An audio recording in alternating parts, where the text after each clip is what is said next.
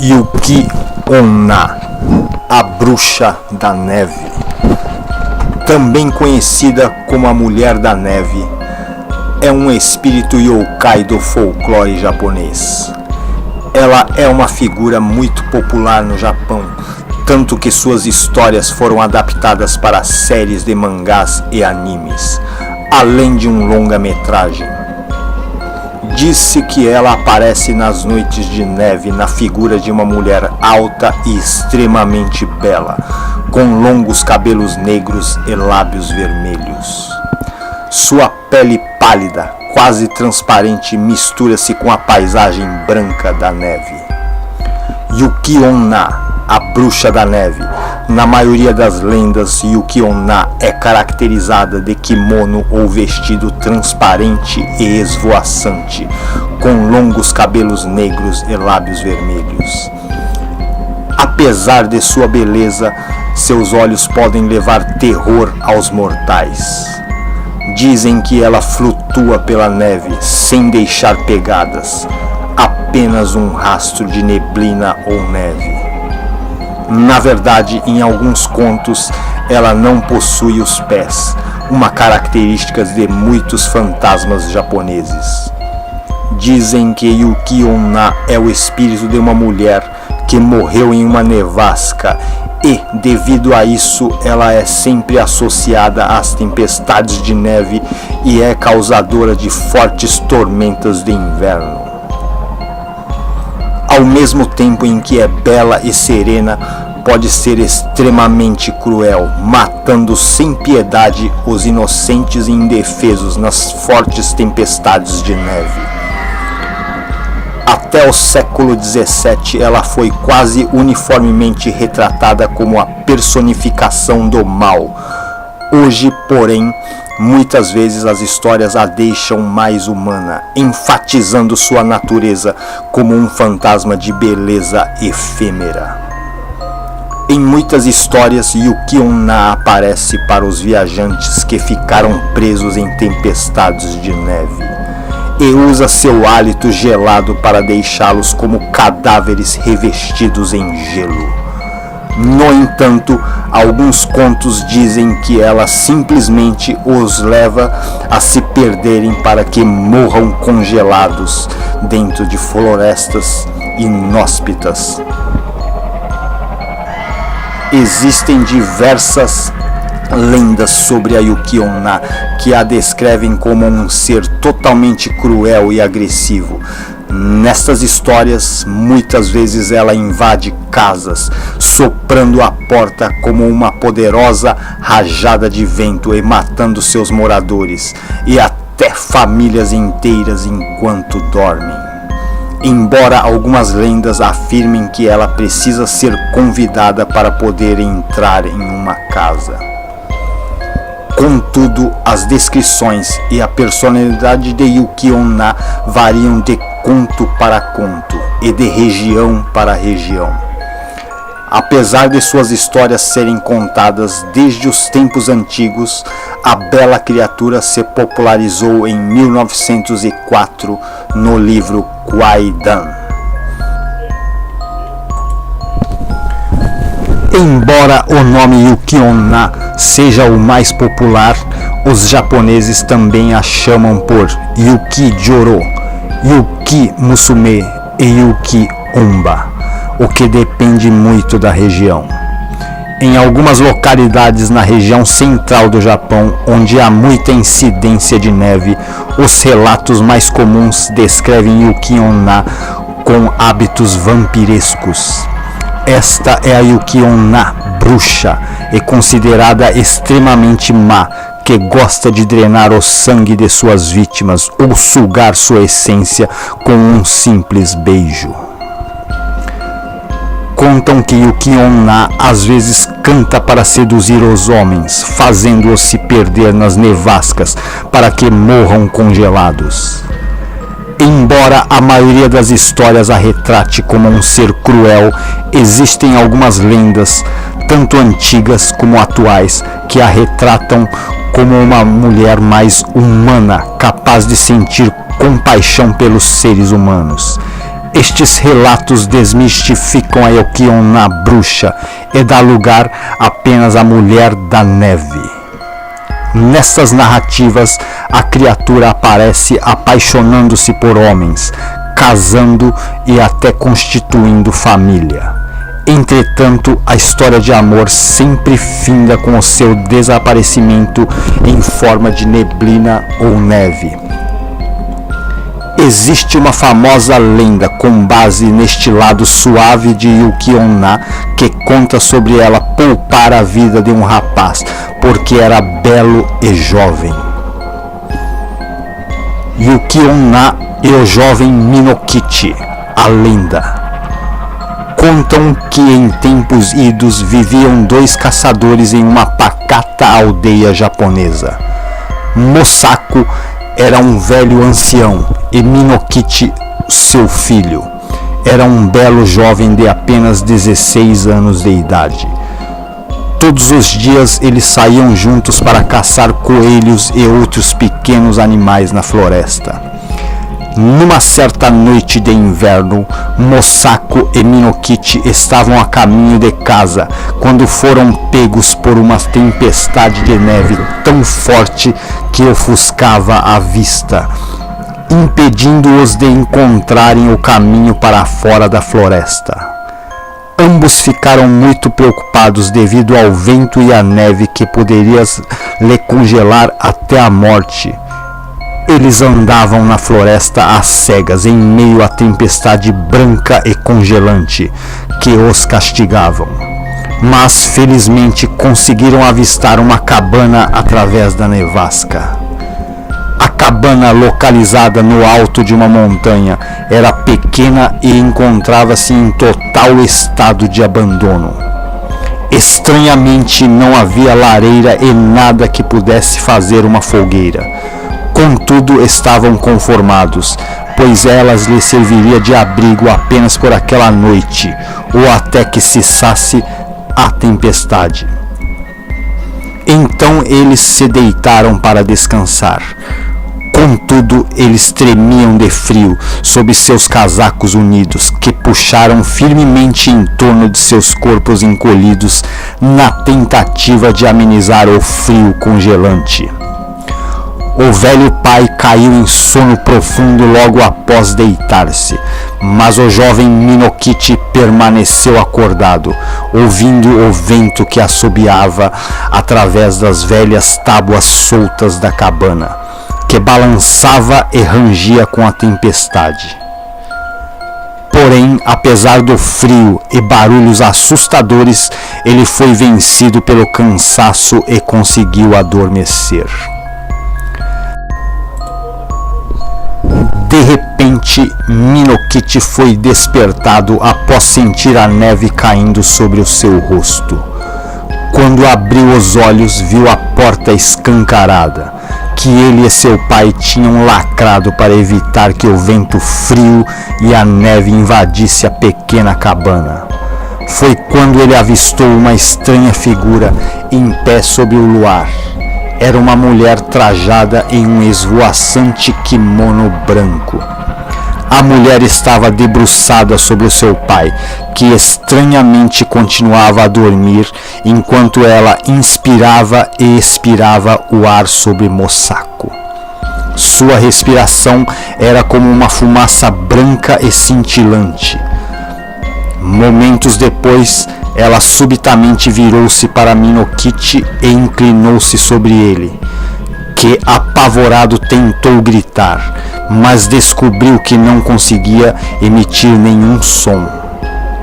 A mulher de pele extremamente branca foi curvando lentamente sobre ele, parando somente quando suas faces quase se tocaram. Ela era extremamente bela, mas seus olhos possuíam uma cor estranha, assemelhando-se a um amarelo dourado que brilhava a ponto de ofuscar a vista. Minokichi estava apavorado, enquanto a mulher o olhava fixamente. Depois de alguns momentos, a mulher virou-se até o ouvido do jovem e sussurrou: "Eu sou a bruxa da neve", e estava pronta para matar-lhe. Mas reparei que você é jovem e belo, que resolvi deixá-lo viver.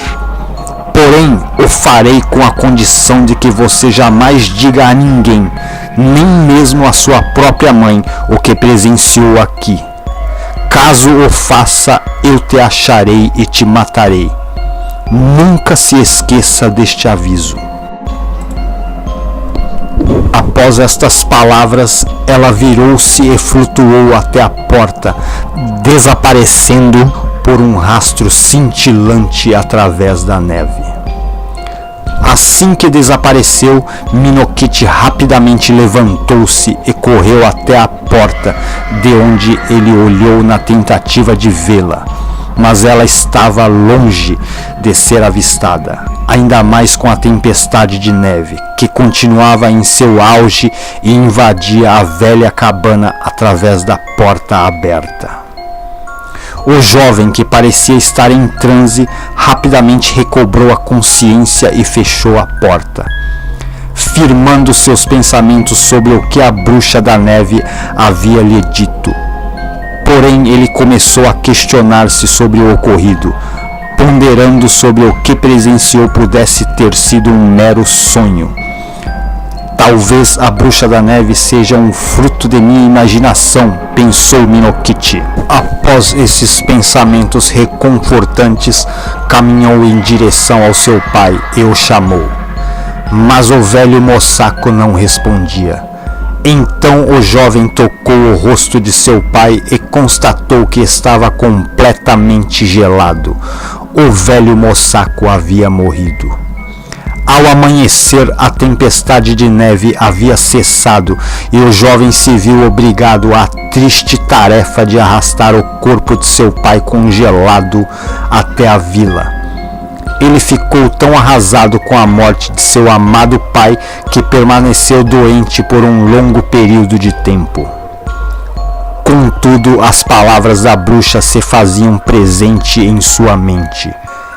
Minokichi, temendo que a bruxa voltasse para matá-lo, manteve segredo sobre o ocorrido na noite em que seu estimado pai faleceu, incluindo sua mãe, a quem ele tanto se dedicava, pois temia que o fantasma da bruxa também a matasse.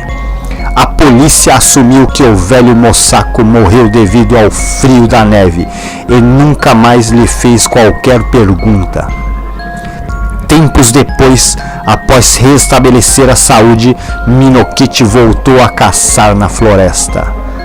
De qualquer forma, ele tinha o dever de colocar comida em casa. Mas agora estava sozinho, sem a ajuda de seu estimado e falecido pai. Contudo, ele ainda temia a mulher da neve. Então passou a voltar da floresta antes do cair da noite, sempre com os coelhos que caçava para sua mãe cozinhar. Um ano depois, no meio do inverno, enquanto estava a caminho de casa, Minokichi conheceu uma jovem. Ela era alta, magra e muito bonita. Enquanto caminhavam juntos em direção ao seu vilarejo, eles começaram a conversar. A jovem disse que seu nome era Oyuki e que havia perdido seus pais recentemente. Ela estava a caminho da casa de seu tio, onde esperava viver por um tempo até que pudesse encontrar emprego para poder sustentar-se. Minokichi sentiu-se muito atraído pela estranha, porém bela e jovem, que por sua vez também pareceu atraída pelo rapaz. Então, por algumas semanas, eles passaram a encontrar-se no mesmo local em que se conheceram e acabaram por se apaixonar. Certo dia, Minokichi perguntou se Oyuki aceitaria jantar em sua casa para que ela pudesse conhecer a mãe do jovem. Depois de alguma hesitação, ela aceitou o convite. A mãe do jovem a achou muito bonita e amável. Pouco tempo depois, eles se casaram e Oyuki foi morar na casa do rapaz. Um ano depois, Quando a mãe de Minokichi faleceu, suas últimas palavras foram de carinho e elogios para a esposa de seu amado filho. Logo após a morte da mãe de Minokichi, sua adorável esposa passou a engravidar consecutivamente. O casal teve muitos filhos. As crianças chamavam a atenção por serem muito bonitas. Todas tinham a pele clara como a neve. As pessoas da vila achavam Oyuki uma pessoa maravilhosa por natureza, diferente da maioria das aldeãs, que envelheciam mais cedo. Mas Oyuki, mesmo depois de tornar-se mãe de 10 filhos, parecia tão jovem como no dia em que chegara à aldeia. Certa noite, depois que as crianças tinham ido dormir, Oyuki estava costurando sob uma lamparina com a armação de papel de arroz. Então Minokichi, que a observava com os olhos cheios de ternura, lhe disse: "Vendo você assim, costurando enquanto a luz ilumina o seu belo rosto, fez-me lembrar de algo muito estranho que me aconteceu quando eu era um rapaz. Eu vi alguém tão linda e branca como você está agora. Na verdade, ela era muito parecida com você", disse Minokichi. Sem levantar a cabeça ou tirar os olhos de sua costura, Oyuki perguntou: "Diga-me como ela era. Aonde você a viu?" Então Minokichi contou-lhe sobre a terrível noite na velha cabana abandonada. Também contou os detalhes sobre a mulher branca sussurrando em seu ouvido e sobre a morte silenciosa de seu pai. Depois ele disse: "Se estava dormindo ou acordado, eu não sei. No entanto, foi a única vez que vi um ser tão bonito como você. Porém, é claro que ela não era nenhum ser humano. Eu senti muito medo dela, muito medo mesmo. Mas ela era tão branca. Na verdade, eu nunca tive a certeza se aquilo foi um sonho ou se realmente era a Mulher da Neve." Assim que o marido terminou de contar a estranha história, Oyuki jogou a costura no chão, levantou, inclinou-se sobre ele e gritou em seu rosto: "Fui eu! Eu era a Yuki Onna! Eu sou a Yuki Onna! Eu lhe disse que iria matá-lo se dissesse algo sobre isso. Mas por causa daquelas crianças que estão dormindo, eu não irei matá-lo neste momento. E de agora em diante é melhor você tomar muito, mas muito cuidado com eles. Pois se alguma vez, por qualquer motivo ou razão, você maltratá-los, eu irei tratar você como merece." Mesmo quando gritou, sua voz era tênue e fina, como um choro de vento. E logo após dizer-lhe aquelas tristes palavras, ela se derreteu em uma névoa branca e cintilante, que evaporou por entre o telhado. Desde então, Yuki Onna nunca mais foi vista, pois Minokichi sempre foi um pai dedicado e extremamente amável para com os seus 10 filhos.